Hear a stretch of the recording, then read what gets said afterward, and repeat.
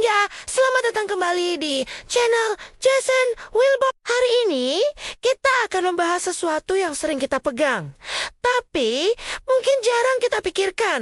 Sejarahnya, remote control. Siapa sangka benda kecil ini punya perjalanan yang panjang dan menarik, siap untuk menyelami fakta-fakta unik dan kisah di balik penemuannya. Yuk, langsung kita mulai. Oke, jadi coba bayangkan hidup tanpa remote control. Tiap mau ganti channel TV atau mengatur volume, harus berdiri, jalan ke TV, putar-putar knob.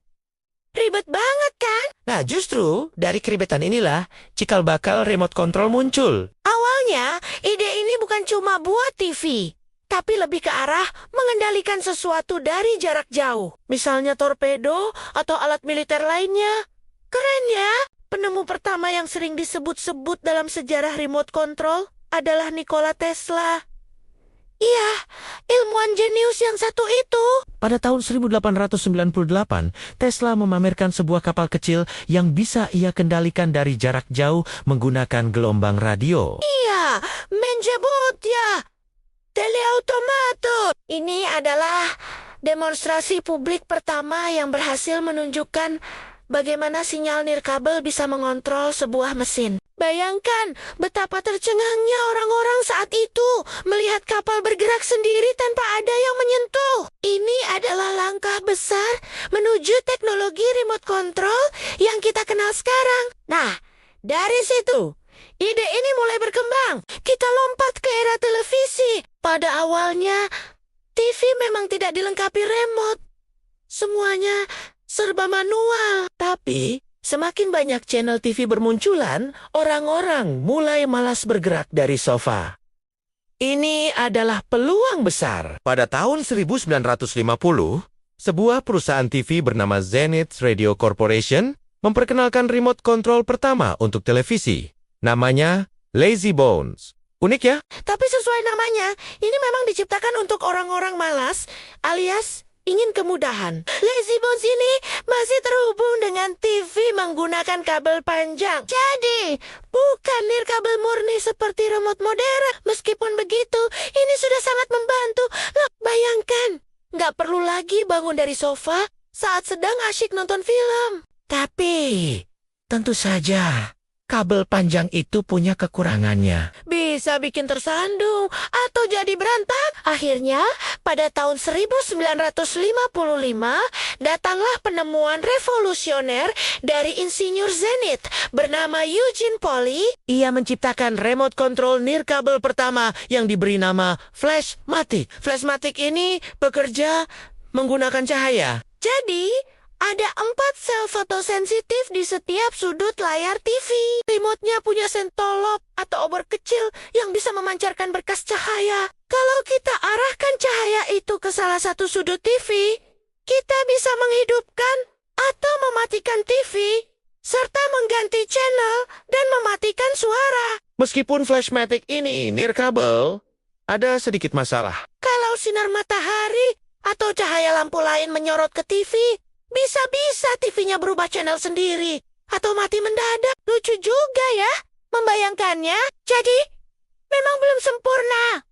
Lalu, di tahun 1956, muncul lagi inovasi dari Zenith. Kali ini, seorang insinyur bernama Robert Adler mengembangkan Zenith Space Command. Ini adalah remote control yang bekerja menggunakan gelombang suara ultrasonik. Di dalam remote-nya ada batang-batang aluminium kecil yang panjangnya berbeda-beda. Setiap batang ini akan menghasilkan frekuensi suara ultrasonik yang berbeda ketika dipukul. Dan setiap frekuensi itu mengendalikan fungsi tertentu di TV.